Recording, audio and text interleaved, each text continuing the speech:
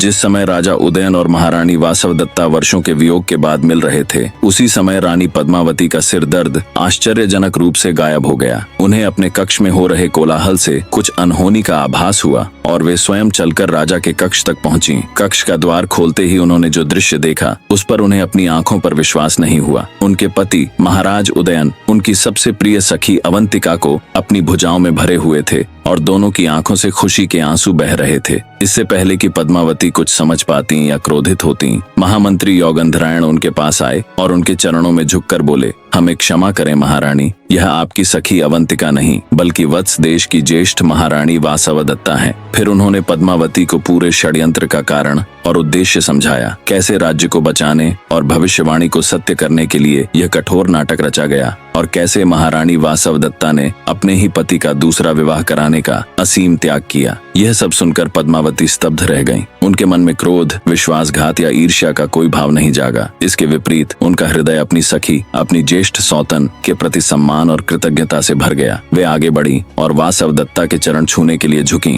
आप धन्य हैं ज्येष्ठ भगिनी, उन्होंने भरे हुए कंठ से कहा। आपने इस राज्य के लिए जो त्याग किया है वह अतुलनीय है। मैं आपकी सखी थी, यह मेरा सौभाग्य था और अब मैं आपकी छोटी बहन बनकर रहूंगी, यह मेरा परम सौभाग्य होगा। वासवदत्ता ने पद्मावती से कहा, नहीं पद्मावती, तुम इस राज्य की भाग्य लक्ष्मी हो। तुम्हारे आगमन से ही महाराज अपने कर्तव्य पथ पर लौटे हैं और वत्स का भविष्य सुरक्षित हुआ है। हम दोनों बहनें बनकर ही रहेंगी। दो रानियों के इस अभूतपूर्व प्रेम और सम्मान को देखकर राजा उदयन और सभी मंत्रियों की आंखें नम हो गईं। उदयन ने आगे बढ़कर अपनी दोनों रानियों का हाथ अपने हाथों में लिया और उन्हें वचन दिया कि उनके हृदय में और उनके राज्य में दोनों को सदैव बराबर का सम्मान और प्रेम मिलेगा। इस प्रकार कौशाम्बी के राजमहल में दो सौतें बहनों की तरह प्रेम से रहने लगीं। वासवदत्ता के लौटने और पद्मावती के साथ उनके स्नेहपूर्ण संबंध ने राजा उदयन के जीवन में एक नया संतुलन ला दिया। वे अब केवल प्रेम में डूबे रहने वाले राजा नहीं थे, बल्कि अपनी दोनों रानियों और मंत्रियों के सहयोग से एक कुशल और प्रतापी शासक बन गए। ज्योतिषियों की भविष्यवाणी सत्य हुई। पद्मावती से विवाह के बाद उदयन ने कई राज्यों पर विजय प्राप्त की और एक चक्रवर्ती सम्राट बनने की ओर अग्रसर हुए। कुछ समय बाद ज्येष्ठ रानी वासवदत्ता ने एक पुत्र को जन्म दिया, जिसका नाम नरवाहन दत्त रखा गया। यह वही नरवाहन दत्त था जिसे भविष्य में विद्याधरों अर्थात दिव्य प्राणियों का सम्राट बनना था और जिसकी अद्भुत कथाओं को सुनने के लिए ही यह सारा घटनाक्रम रचा गया था। इस प्रकार राजा उदयन और उनकी दो रानियों की यह कथा